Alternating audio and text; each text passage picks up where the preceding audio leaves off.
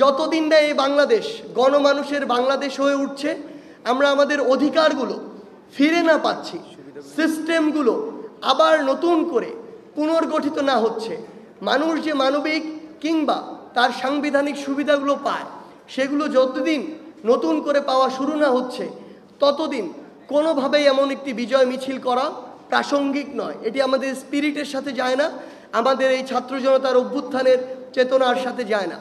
সেই জায়গা থেকে আমরা এই মুহূর্তে সবচেয়ে গুরুত্বপূর্ণ মনে করি আমাদের সেই ভাই বোনদের যারা এই ফ্যাসিস্ট সরকারের পতনের জন্য, আওয়ামী লীগের এই দুর্বিষহ শাসন ও শোষণ আমলের পতনের জন্য নিজের রক্ত দিয়েছে, জীবন দিয়েছে। গুলির সামনে আবু সাইদ থেকে শুরু করে আমার হাজারো ভাই যেভাবে বুক পেতে দিয়েছে, একটা গুলি খেয়ে পরের গুলিটি আবার নিজের বুকে নেয়ার জন্য শক্তি নিয়ে দাঁড়িয়ে গিয়েছে। এখন সময় হচ্ছে আমার সেই ভাইদেরকে স্মরণ করা, ধারণ করা।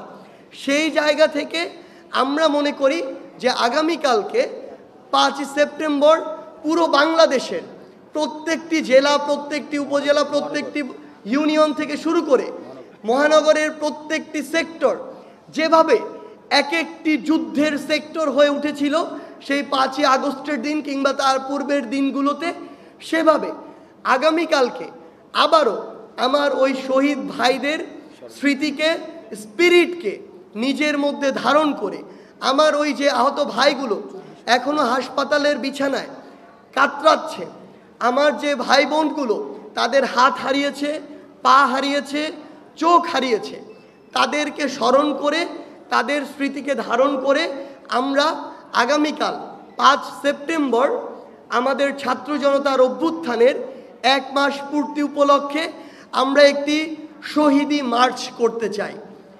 এই শহীদি মার্চে আমরা চাইব আমাদের যেই বাবা মারা, যেই ভাই বোনেরা তাদের সন্তান হারিয়েছে, তাদের ভাই বোন হারিয়েছে, বিনয়ের সাথে আমরা আপনাদের প্রতি অনুরোধ করতে চাই, আপনারা আমাদের সাথে আসুন। আপনারা যে ভার নিয়ে আজকে চলছেন, হাঁটছেন, আমরা সেই ভারের সঙ্গী হতে চাই। আমরা সব সময় আপনাদের সন্তান হয়ে, ভাই বোন হয়ে আপনাদের সাথে একইভাবে চলতে চাই।